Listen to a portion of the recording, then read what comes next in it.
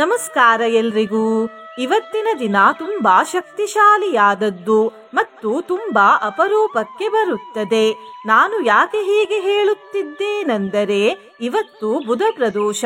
ಮತ್ತು ಇವತ್ತು ಸಿದ್ಧಿಯೋಗವೂ ಬಂದಿದೆ. ಈ ವಿಶೇಷ ಹಾಗೂ ಶಕ್ತಿಶಾಲಿ ಬುಧ ಪ್ರದೋಷದ ದಿನ ನಾವು ಒಂದು ಶಕ್ತಿಶಾಲಿ ಶಿವದೇವರ ಮಂತ್ರವನ್ನು ಕೇಳುವ. ಈ ಮಂತ್ರವನ್ನು ಸಾಕ್ಷಾತ್ ಶ್ರೀ ವಿಷ್ಣು ದೇವರೇ ಹೇಳಿರುವುದು ಮತ್ತು ಈ ಮಂತ್ರದ ಹೆಸರು ಶ್ರೀ ಆತ್ಮನಾಥ ಸ್ತುತಿ ಮಂತ್ರ. ಈ ಮಂತ್ರ ನಿಮಗೆ ಎಲ್ಲೂ ಸುಲಭವಾಗಿ ಸಿಗುವುದಿಲ್ಲ. ಈ ಮಂತ್ರವನ್ನು ಇವತ್ತು ಶ್ರದ್ಧೆ ಹಾಗೂ ಭಕ್ತಿಯಿಂದ ಬೆಳಿಗ್ಗೆ ಮತ್ತು ಸಂಜೆ ತಲಾ 108 ಬಾರಿ ಕೇಳಿದರೆ ಅತಿ ಶೀಘ್ರದಲ್ಲಿ ಸಕಲ ಇಷ್ಟಾರ್ಥ ಸಿದ್ಧಿಯಾಗುತ್ತದೆ, ಧನಸಿದ್ಧಿಯಾಗುತ್ತದೆ ಮತ್ತು ಕಾರ್ಯಸಿದ್ಧಿಯಾಗುತ್ತದೆ. ಮನಸ್ಸಿನ ಕಿರಿಕಿರಿಗಳೆಲ್ಲ ದೂರವಾಗುತ್ತವೆ, ತಾಪತ್ರಯಗಳು ನಾಶವಾಗುತ್ತವೆ, ಜಾತಕದಲ್ಲಿರುವ ಎಲ್ಲಾ ರೀತಿಯ ದೋಷಗಳು ಪರಿಹಾರವಾಗುತ್ತವೆ, ಲಕ್ಷ್ಮೀ ತಾಯಿಯ ಅಸೀಮಿತ ಕೃಪೆ ದೊರೆಯುತ್ತದೆ, ಯಶಸ್ಸು, ಕೀರ್ತಿ ಮತ್ತು ಸಂಪತ್ತು ಕೂಡ ಪ್ರಾಪ್ತಿಯಾಗುತ್ತದೆ ಹಾಗೂ ರೋಗಗಳಿಂದ ರಕ್ಷಣೆ ಸಿಗುತ್ತದೆ. ಇವತ್ತು ಸಂಜೆ ಪ್ರದೋಷ ಕಾಲದಲ್ಲಿ ಅಂದರೆ 6:50ರಿಂದ 9:07 ಮಧ್ಯದ ಸಮಯದಲ್ಲಿ ಅಶ್ವತ್ಥ ವೃಕ್ಷದ ಕೆಳಗಡೆ ಒಂದು ತುಪ್ಪದ ದೀಪವನ್ನು ಹಚ್ಚಿ 5 ಪ್ರದಕ್ಷಿಣೆ ಹಾಕಿ ಬನ್ನಿ. ಹೀಗೆ ಮಾಡಿದ್ರೆ ಲಕ್ಷ್ಮೀ ತಾಯಿ ನಮ್ಮ ಮೇಲೆ ತುಂಬಾ ಬೇಗ ಪ್ರಸನ್ನರಾಗ್ತಾರೆ. ಯಾರು ಪ್ರದೋಷದ ದಿನ ಅಶ್ವತ್ಥ ವೃಕ್ಷದ ಕೆಳಗಡೆ ದೀಪ ಹಚ್ಚಿ ಪ್ರಾರ್ಥಿಸುತ್ತಾರೋ ಲಕ್ಷ್ಮೀ ತಾಯಿ ಅವರ ಹಿಂದೆ ಹಿಂದೆ ಅವರ ಮನೆಗೆ ಹೋಗುತ್ತಾರೆ ಎಂದು ಸ್ವತಃ ಶ್ರೀಲಕ್ಷ್ಮೀ ತಾಯಿಯೇ ಶಿವದೇವರಿಗೆ ಹೇಳಿದ್ದಾರೆ. ನಿನ್ನೆ ನಾನು ಕೇಳಿದ ಪ್ರಶ್ನೆ, ರಾಜ ಹರಿಶ್ಚಂದ್ರರು ಯಾವ ದೇವರ ವಂಶದವರು ಎಂದು. ಈ ಪ್ರಶ್ನೆಗೆ ಸರಿ ಉತ್ತರ ಎ, ಶ್ರೀರಾಮ ದೇವರ ವಂಶದವರು. ಸರಿ ಉತ್ತರ ಕೊಟ್ಟವರಲ್ಲಿ ಒಬ್ಬರ ಹೆಸರು ಉಮಾಶಂಕರಿ. ಉಮಾಶಂಕರಿಯವರೇ ಭಕ್ತಿ ಮಾಡುವುದನ್ನು ಬಿಡಬೇಡಿ ಅಂತ ಹೇಳ್ತಾ ಇವತ್ತಿನ ಪ್ರಶ್ನೆಯನ್ನು ನೋಡುವ. ಅಶ್ವತ್ಥ ವೃಕ್ಷದಲ್ಲಿ ಯಾವ ದೇವರು ವಾಸಿಸುತ್ತಾರೆ? ಎ, ಶ್ರೀ ಬ್ರಹ್ಮದೇವರು, ಬಿ, ಶ್ರೀ ವಿಷ್ಣು ದೇವರು, ಸಿ, ಶ್ರೀ ಶಿವದೇವರು, ಡಿ, ಎಲ್ಲರೂ. ಈ ಪ್ರಶ್ನೆಗೆ ಸರಿ ಉತ್ತರ ಕೊಟ್ಟವರಲ್ಲಿ ಒಬ್ಬರ ಹೆಸರನ್ನು ನಾಳಿನ ವಿಡಿಯೋದಲ್ಲಿ ಹೇಳ್ತೇನೆ. ಬನ್ನಿ ಈಗ ಈ ಶಕ್ತಿಶಾಲಿ ಶ್ರೀ ಆತ್ಮನಾಥ ಸ್ತುತಿ ಮಂತ್ರವನ್ನು 108 ಬಾರಿ ಭಕ್ತಿಯಿಂದ ಕೇಳುವ. ಅದಕ್ಕಿಂತ ಮುಂಚೆ ಓಂ ಶ್ರೀ ಆತ್ಮನಾಥಾಯ ನಮಃ ಎಂದು ಕಮೆಂಟ್ ಮಾಡಿ. ಚಾನಲಿಗೆ ಹೊಸಬ್ರಾಗಿದ್ರೆ ಚಾನಲ್ ಅನ್ನು ಸಬ್ಸ್ಕ್ರೈಬ್ ಮಾಡಿ, ಹತ್ತಿರ ಇರುವ ಬೆಲ್ ಬಟನ್ ಪ್ರೆಸ್ ಮಾಡಿ, ಆಲ್ ಅನ್ನುವ ಆಪ್ಷನ್ ಅನ್ನು ಸಿಲೆಕ್ಟ್ ಮಾಡಿ. ಆನ್ಲೈನ್ನಿಂದ ದೀಪ ಖರೀದಿಸುವವರು ಈ ವಿಡಿಯೋದಲ್ಲಿ ಟ್ಯಾಗ್ ಮಾಡಿದ ದೀಪಗಳನ್ನು ಖರೀದಿಸಬಹುದು. ವಿಶುದ್ಧಂ ಪ್ರಸಿದ್ಧಂ ತ್ವಸಿದ್ಧಾತಿ ದೂರಂ ವಿಶುದ್ಧಾಂತರಂಗೇ ಸದಾ ಸಂವಸಂತಂ ಸದಾನಂದ ಸಂಪೂರ್ಣ ಮೋದಾವಹಂ ತಂ ಹರಿ ಪ್ರೋಕ್ತಮೀಶಸ್ಯ ರತ್ನಸ್ತ್ವಂ ಯಃ. ವಿಶುದ್ಧಂ ಪ್ರಸಿದ್ಧಂ ತ್ವಸಿದ್ಧಾತಿ ದೂರಂ ವಿಶುದ್ಧಾಂತರಂಗೇ ಸದಾ ಸಂವಸಂತಂ ಸದಾನಂದ ಸಂಪೂರ್ಣ ಮೋದಾವಹಂ ತಂ ಹರಿ ಪ್ರೋಕ್ತಮೀಶಸ್ಯ ರತ್ನಸ್ತ್ವಂ ಯಃ. ವಿಶುದ್ಧಂ ಪ್ರಸಿದ್ಧಂ ತ್ವಸಿದ್ಧಾತಿ ದೂರಂ ವಿಶುದ್ಧಾಂತರಂಗೇ ಸದಾ ಸಂವಸಂತಂ ಸದಾನಂದ ಸಂಪೂರ್ಣ ಮೋದಾವಹಂ ತಂ ಹರಿ ಪ್ರೋಕ್ತಮೀಶಸ್ಯ ರತ್ನಸ್ತ್ವಂ ಯಃ. ವಿಶುದ್ಧಂ ಪ್ರಸಿದ್ಧಂ ತ್ವಸಿದ್ಧಾತಿ ದೂರಂ ವಿಶುದ್ಧಾಂತರಂಗೇ ಸದಾ ಸಂವಸಂತಂ ಸದಾನಂದ ಸಂಪೂರ್ಣ ಮೋದಾವಹಂ ತಂ ಹರಿ ಪ್ರೋಕ್ತಮೀಶಸ್ಯ ರತ್ನಸ್ತ್ವಂ ಯಃ. ವಿಶುದ್ಧಂ ಪ್ರಸಿದ್ಧಂ ತ್ವಸಿದ್ಧಾತಿ ದೂರಂ ವಿಶುದ್ಧಾಂತರಂಗೇ ಸದಾ ಸಂವಸಂತಂ ಸದಾನಂದ ಸಂಪೂರ್ಣ ಮೋದಾವಹಂ ತಂ ಹರಿ ಪ್ರೋಕ್ತಮೀಶಸ್ಯ ರತ್ನಸ್ತ್ವಂ ಯಃ. ವಿಶುದ್ಧಂ ಪ್ರಸಿದ್ಧಂ ತ್ವಸಿದ್ಧಾತಿ ದೂರಂ ವಿಶುದ್ಧಾಂತರಂಗೇ ಸದಾ ಸಂವಸಂತಂ ಸದಾನಂದ ಸಂಪೂರ್ಣ ಮೋದಾವಹಂ ತಂ ಹರಿ ಪ್ರೋಕ್ತಮೀಶಸ್ಯ ರತ್ನಸ್ತ್ವಂ ಯಃ. विशुद्धं प्रसिद्धं त्वसिद्धातिदूरं विशुद्धान्तरङ्गे सदा संवसन्तम् सदानन्दसम्पूर्णमोदावहं तं हरिप्रोक्तमीशस्य रत्नस्त्वं यः विशुद्धं प्रसिद्धं त्वसिद्धातिदूरं विशुद्धान्तरङ्गे सदा संवसन्तम् सदानन्दसम्पूर्णमोदावहं तं हरिप्रोक्तमीशस्य रत्नस्त्वं यः विशुद्धं प्रसिद्धं त्वसिद्धातिदूरं विशुद्धान्तरङ्गे सदा संवसन्तम् सदानन्दसम्पूर्णमोदावहं तं हरिप्रोक्तमीशस्य रत्नस्त्वं यः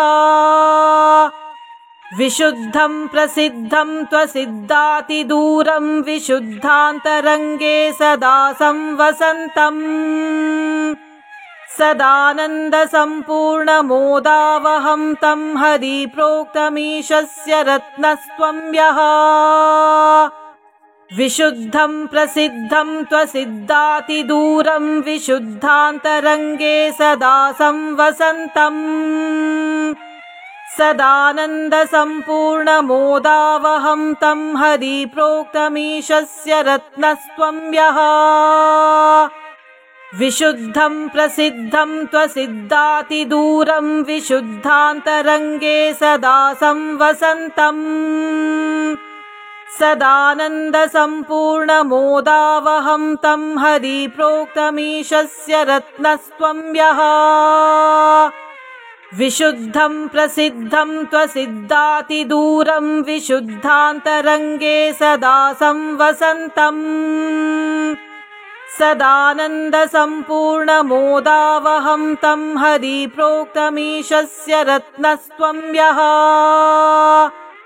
विशुद्धं प्रसिद्धं त्वसिद्धातिदूरं विशुद्धान्तरङ्गे सदा संवसन्तम्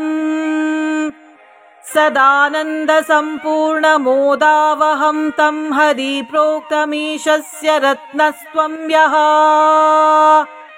विशुद्धं प्रसिद्धं त्वसिद्धातिदूरं विशुद्धान्तरङ्गे सदा संवसन्तम् सदानन्दसम्पूर्णमोदावहं तं हरिप्रोक्तमीशस्य रत्नस्त्वं यः विशुद्धं प्रसिद्धं त्वसिद्धातिदूरं विशुद्धान्तरङ्गे सदा संवसन्तम् सदानन्दसम्पूर्णमोदावहं तं हरिप्रोक्तमीशस्य रत्नस्त्वं यः विशुद्धं प्रसिद्धं त्वसिद्धातिदूरं विशुद्धान्तरङ्गे सदा संवसन्तम् सदानन्दसम्पूर्णमोदावहं तं हरिप्रोक्तमीशस्य रत्नस्त्वं यः विशुद्धं प्रसिद्धं त्वसिद्धातिदूरं विशुद्धान्तरङ्गे सदा संवसन्तम् सदानन्दसम्पूर्णमोदावहं तं हरिप्रोक्तमीशस्य रत्नस्त्वं यः विशुद्धं प्रसिद्धं त्वसिद्धातिदूरं विशुद्धान्तरङ्गे सदा संवसन्तम् सदानन्दसम्पूर्णमोदावहं तं हरिप्रोक्तमीशस्य रत्नस्त्वं यः विशुद्धं प्रसिद्धं त्वसिद्धातिदूरं विशुद्धान्तरङ्गे सदा संवसन्तम् सदानन्दसम्पूर्णमोदावहं तं हरिप्रोक्तमीशस्य रत्नस्त्वं यः विशुद्धं प्रसिद्धं त्वसिद्धातिदूरं विशुद्धान्तरङ्गे सदा संवसन्तम् सदानन्दसम्पूर्णमोदावहं तं हरिप्रोक्तमीशस्य रत्नस्त्वं यः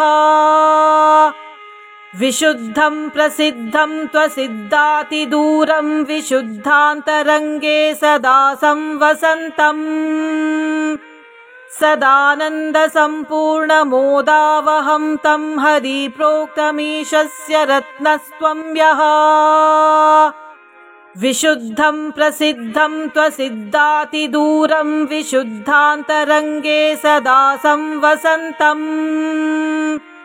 सदानन्दसम्पूर्णमोदावहं तं हरिप्रोक्तमीशस्य रत्नस्त्वं यः विशुद्धं प्रसिद्धं त्वसिद्धातिदूरं विशुद्धान्तरङ्गे सदा संवसन्तम् सदानन्दसम्पूर्णमोदावहं तं हरिप्रोक्तमीशस्य रत्नस्त्वं यः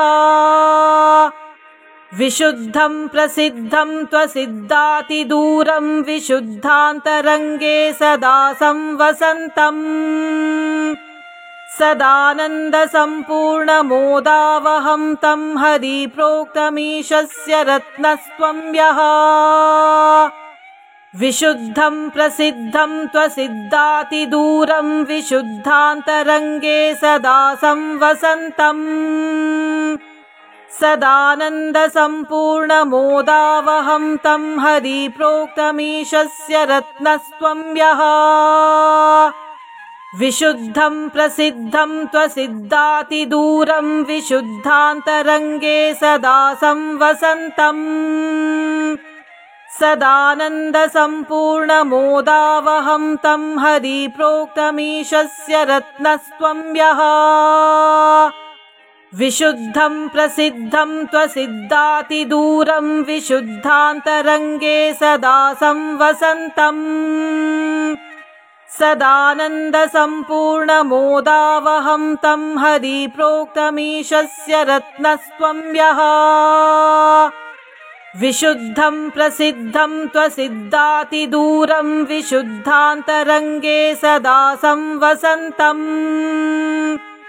सदानन्दसम्पूर्णमोदावहं तं हरिप्रोक्तमीशस्य रत्नस्त्वं यः विशुद्धं प्रसिद्धं त्वसिद्धातिदूरं विशुद्धान्तरङ्गे सदा संवसन्तम् सदानन्दसम्पूर्णमोदावहं तं हरिप्रोक्तमीशस्य रत्नस्त्वं यः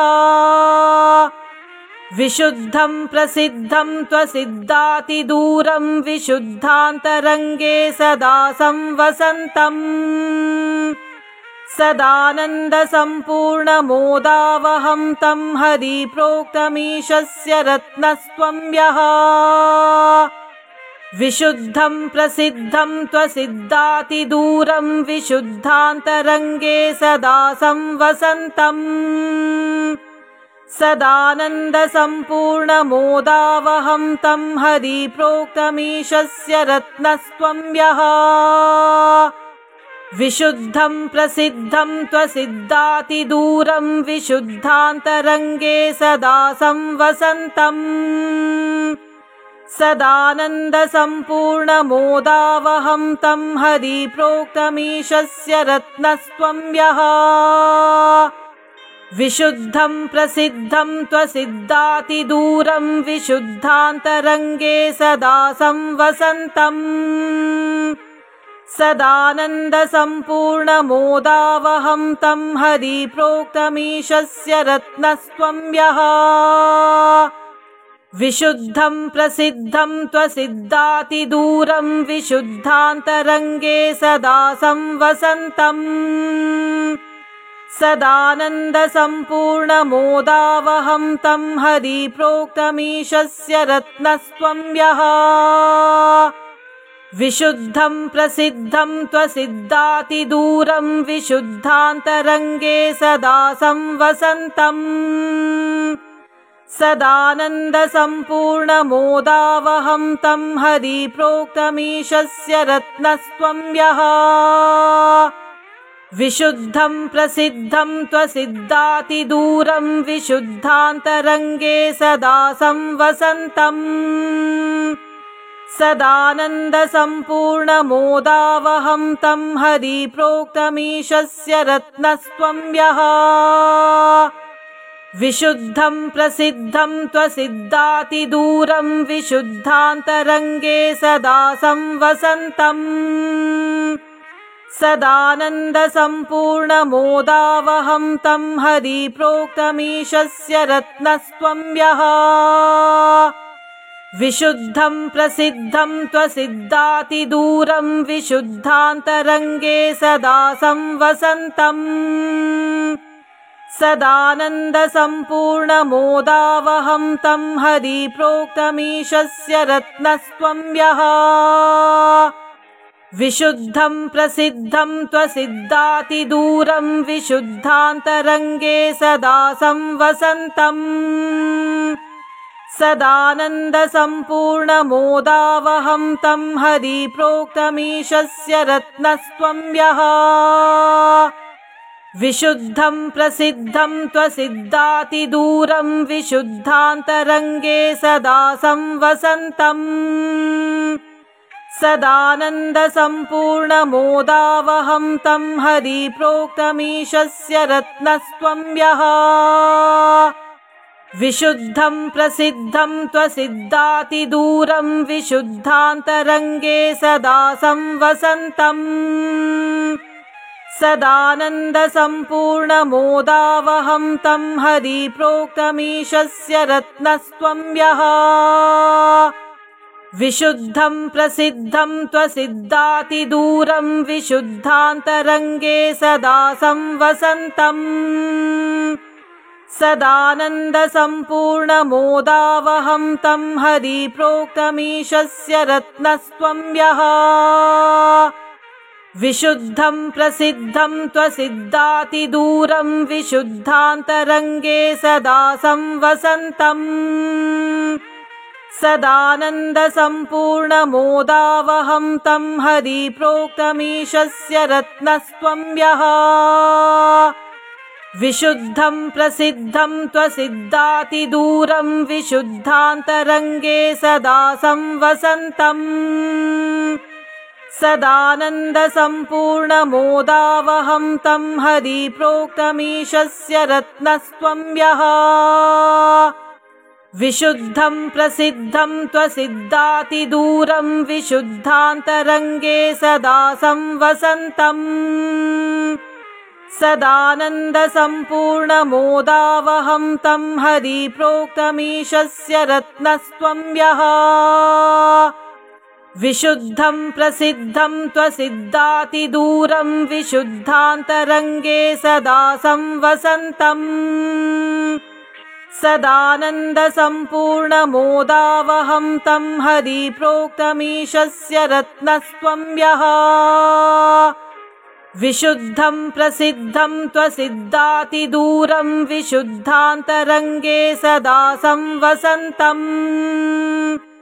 सदानन्दसम्पूर्णमोदावहं तं हरिप्रोक्तमीशस्य रत्नस्त्वं यः विशुद्धं प्रसिद्धं त्वसिद्धातिदूरं विशुद्धान्तरङ्गे सदा संवसन्तम् सदानन्दसम्पूर्णमोदावहं तं हरिप्रोक्तमीशस्य रत्नस्त्वं यः विशुद्धं प्रसिद्धं त्वसिद्धातिदूरं विशुद्धान्तरङ्गे सदा संवसन्तम् सदानन्दसम्पूर्णमोदावहं तं हरिप्रोक्तमीशस्य रत्नस्त्वं यः विशुद्धं प्रसिद्धं त्वसिद्धातिदूरं विशुद्धान्तरङ्गे सदा संवसन्तम् सदानन्दसम्पूर्णमोदावहं तं हरिप्रोक्तमीशस्य रत्नस्त्वं यः विशुद्धं प्रसिद्धं त्वसिद्धातिदूरं विशुद्धान्तरङ्गे सदा संवसन्तम् सदानन्दसम्पूर्णमोदावहं तं हरिप्रोक्तमीशस्य रत्नस्त्वं यः विशुद्धं प्रसिद्धं त्वसिद्धातिदूरं विशुद्धान्तरङ्गे सदा संवसन्तम् सदानन्दसम्पूर्णमोदावहं तं हरिप्रोक्तमीशस्य रत्नस्त्वं यः विशुद्धं प्रसिद्धं त्वसिद्धातिदूरं विशुद्धान्तरङ्गे सदा संवसन्तम् सदानन्दसम्पूर्णमोदावहं तं हरिप्रोक्तमीशस्य रत्नस्त्वं यः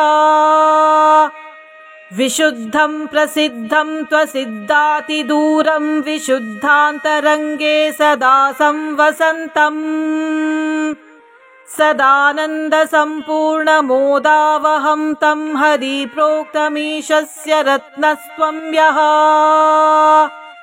विशुद्धं प्रसिद्धं त्वसिद्धातिदूरं विशुद्धान्तरङ्गे सदा संवसन्तम् सदानन्दसम्पूर्णमोदावहं तं हरिप्रोक्तमीशस्य रत्नस्त्वं यः विशुद्धं प्रसिद्धं त्वसिद्धातिदूरं विशुद्धान्तरङ्गे सदा संवसन्तम् सदानन्दसम्पूर्णमोदावहं तं हरिप्रोक्तमीशस्य रत्नस्त्वं यः विशुद्धं प्रसिद्धं त्वसिद्धातिदूरं विशुद्धान्तरङ्गे सदा संवसन्तम् सदानन्दसम्पूर्णमोदावहं तं हरिप्रोक्तमीशस्य रत्नस्त्वं यः विशुद्धं प्रसिद्धं त्वसिद्धातिदूरं विशुद्धान्तरङ्गे सदा संवसन्तम् सदानन्दसम्पूर्णमोदावहं तं हरिप्रोक्तमीशस्य रत्नस्त्वं यः विशुद्धं प्रसिद्धं त्वसिद्धातिदूरं विशुद्धान्तरङ्गे सदा संवसन्तम् सदानन्दसम्पूर्णमोदावहं तं हरिप्रोक्तमीशस्य रत्नस्त्वं यः विशुद्धं प्रसिद्धं त्वसिद्धातिदूरं विशुद्धान्तरङ्गे सदा संवसन्तम् सदानन्दसम्पूर्णमोदावहं तं हरिप्रोक्तमीशस्य रत्नस्त्वं यः विशुद्धं प्रसिद्धं त्वसिद्धातिदूरं विशुद्धान्तरङ्गे सदा संवसन्तम् सदानन्दसम्पूर्णमोदावहं तं हरिप्रोक्तमीशस्य रत्नस्त्वं यः विशुद्धं प्रसिद्धं त्वसिद्धातिदूरं विशुद्धान्तरङ्गे सदा संवसन्तम् सदानन्दसम्पूर्णमोदावहं तं हरिप्रोक्तमीशस्य रत्नस्त्वं यः विशुद्धं प्रसिद्धं त्वसिद्धातिदूरं विशुद्धान्तरङ्गे सदा संवसन्तम् सदानन्दसम्पूर्णमोदावहं तं हरिप्रोक्तमीशस्य रत्नस्त्वं यः विशुद्धं प्रसिद्धं त्वसिद्धातिदूरं विशुद्धान्तरङ्गे सदा संवसन्तम् सदानन्दसम्पूर्णमोदावहं तं हरिप्रोक्तमीशस्य रत्नस्त्वं यः विशुद्धं प्रसिद्धं त्वसिद्धातिदूरं विशुद्धान्तरङ्गे सदा संवसन्तम् सदानन्दसम्पूर्णमोदावहं तं हरिप्रोक्तमीशस्य रत्नस्त्वं यः विशुद्धं प्रसिद्धं त्वसिद्धातिदूरं विशुद्धान्तरङ्गे सदा संवसन्तम् सदानन्दसम्पूर्णमोदावहं तं हरिप्रोक्तमीशस्य रत्नस्त्वं यः विशुद्धं प्रसिद्धं त्वसिद्धातिदूरं विशुद्धान्तरङ्गे सदा संवसन्तम् सदानन्दसम्पूर्णमोदावहं तं हरिप्रोक्तमीशस्य रत्नस्त्वं यः विशुद्धं प्रसिद्धं त्वसिद्धातिदूरं विशुद्धान्तरङ्गे सदा संवसन्तम्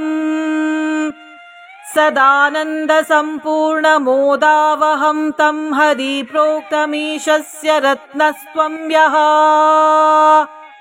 विशुद्धं प्रसिद्धं त्वसिद्धातिदूरं विशुद्धान्तरङ्गे सदा संवसन्तम् सदानन्दसम्पूर्णमोदावहं तं हरिप्रोक्तमीशस्य रत्नस्त्वं यः विशुद्धं प्रसिद्धं त्वसिद्धातिदूरं विशुद्धान्तरङ्गे सदा संवसन्तम् सदानन्दसम्पूर्णमोदावहं तं हरिप्रोक्तमीशस्य रत्नस्त्वं यः विशुद्धं प्रसिद्धं त्वसिद्धातिदूरं विशुद्धान्तरङ्गे सदा संवसन्तम् सदानन्दसम्पूर्णमोदावहं तं हरिप्रोक्तमीशस्य रत्नस्त्वं यः विशुद्धं प्रसिद्धं त्वसिद्धातिदूरं विशुद्धान्तरङ्गे सदा संवसन्तम् सदानन्दसम्पूर्णमोदावहं तं हरिप्रोक्तमीशस्य रत्नस्त्वं यः विशुद्धं प्रसिद्धं त्वसिद्धातिदूरं विशुद्धान्तरङ्गे सदा संवसन्तम् सदानन्दसम्पूर्णमोदावहं तं हरिप्रोक्तमीशस्य रत्नस्त्वं यः विशुद्धं प्रसिद्धं त्वसिद्धातिदूरं विशुद्धान्तरङ्गे सदा संवसन्तम् सदानन्दसम्पूर्णमोदावहं तं हरिप्रोक्तमीशस्य रत्नस्त्वं यः विशुद्धं प्रसिद्धं त्वसिद्धातिदूरं विशुद्धान्तरङ्गे सदा संवसन्तम् सदानन्दसम्पूर्णमोदावहं तं हरिप्रोक्तमीशस्य रत्नस्त्वं यः विशुद्धं प्रसिद्धं त्वसिद्धातिदूरं विशुद्धान्तरङ्गे सदा संवसन्तम् सदानन्दसम्पूर्णमोदावहं तं हरिप्रोक्तमीशस्य रत्नस्त्वं यः विशुद्धं प्रसिद्धं त्वसिद्धातिदूरं विशुद्धान्तरङ्गे सदा संवसन्तम् सदानन्दसम्पूर्णमोदावहं तं हरिप्रोक्तमीशस्य रत्नस्त्वं यः विशुद्धं प्रसिद्धं त्वसिद्धातिदूरं विशुद्धान्तरङ्गे सदा संवसन्तम् सदानन्दसम्पूर्णमोदावहं तं हरिप्रोक्तमीशस्य रत्नस्त्वं यः विशुद्धं प्रसिद्धं त्वसिद्धातिदूरं विशुद्धान्तरङ्गे सदा संवसन्तम् सदानन्दसम्पूर्णमोदावहं तं हरिप्रोक्तमीशस्य रत्नस्त्वं यः विशुद्धं प्रसिद्धं त्वसिद्धातिदूरं विशुद्धान्तरङ्गे सदा संवसन्तम् सदानन्दसम्पूर्णमोदावहं तं हरिप्रोक्तमीशस्य रत्नस्त्वं यः विशुद्धं प्रसिद्धं त्वसिद्धातिदूरं विशुद्धान्तरङ्गे सदा संवसन्तम् सदानन्दसम्पूर्णमोदावहं तं हरिप्रोक्तमीशस्य रत्नस्त्वं यः विशुद्धं प्रसिद्धं त्वसिद्धातिदूरं विशुद्धान्तरङ्गे सदा संवसन्तम् सदानन्दसम्पूर्णमोदावहं तं हरिप्रोक्तमीशस्य रत्नस्त्वं यः विशुद्धं प्रसिद्धं त्वसिद्धातिदूरं विशुद्धान्तरङ्गे सदा संवसन्तम् सदानन्दसम्पूर्णमोदावहं तं हरिप्रोक्तमीशस्य रत्नस्त्वं यः विशुद्धं प्रसिद्धं त्वसिद्धातिदूरं विशुद्धान्तरङ्गे सदा संवसन्तम् सदानन्दसम्पूर्णमोदावहं तं हरिप्रोक्तमीशस्य रत्नस्त्वं यः विशुद्धं प्रसिद्धं त्वसिद्धातिदूरं विशुद्धान्तरङ्गे सदा संवसन्तम् सदानन्दसम्पूर्णमोदावहं तं हरिप्रोक्तमीशस्य रत्नस्त्वं यः विशुद्धं प्रसिद्धं त्वसिद्धातिदूरं विशुद्धान्तरङ्गे सदा संवसन्तम् सदानन्दसम्पूर्णमोदावहं तं हरिप्रोक्तमीशस्य रत्नस्त्वं यः विशुद्धं प्रसिद्धं त्वसिद्धातिदूरं विशुद्धान्तरङ्गे सदा संवसन्तम् सदानन्दसम्पूर्णमोदावहं तं हरिप्रोक्तमीशस्य रत्नस्त्वं यः विशुद्धं प्रसिद्धं त्वसिद्धातिदूरं विशुद्धान्तरङ्गे सदा संवसन्तम् सदानन्दसम्पूर्णमोदावहं तं हरिप्रोक्तमीशस्य रत्नस्त्वं यः विशुद्धं प्रसिद्धं त्वसिद्धातिदूरं विशुद्धान्तरङ्गे सदा संवसन्तम् सदानन्दसम्पूर्णमोदावहं तं हरिप्रोक्तमीशस्य रत्नस्त्वं यः विशुद्धं प्रसिद्धं त्वसिद्धातिदूरं विशुद्धान्तरङ्गे सदा संवसन्तम् सदानन्दसम्पूर्णमोदावहं तं हरिप्रोक्तमीशस्य रत्नस्त्वं यः विशुद्धं प्रसिद्धं त्वसिद्धातिदूरं विशुद्धान्तरङ्गे सदा संवसन्तम् सदानन्दसम्पूर्णमोदावहं तं हरिप्रोक्तमीशस्य रत्नस्त्वं यः विशुद्धं प्रसिद्धं त्वसिद्धातिदूरं विशुद्धान्तरङ्गे सदा संवसन्तम् सदानन्दसम्पूर्णमोदावहं तं हरिप्रोक्तमीशस्य रत्नस्त्वं यः विशुद्धं प्रसिद्धं त्वसिद्धातिदूरं विशुद्धान्तरङ्गे सदा संवसन्तम् सदानन्दसम्पूर्णमोदावहं तं हरिप्रोक्तमीशस्य रत्नस्त्वं यः विशुद्धं प्रसिद्धं त्वसिद्धातिदूरं विशुद्धान्तरङ्गे सदा संवसन्तम् सदानन्दसम्पूर्णमोदावहं तं हरिप्रोक्तमीशस्य रत्नस्त्वं यः विशुद्धं प्रसिद्धं त्वसिद्धातिदूरं विशुद्धान्तरङ्गे सदा संवसन्तम्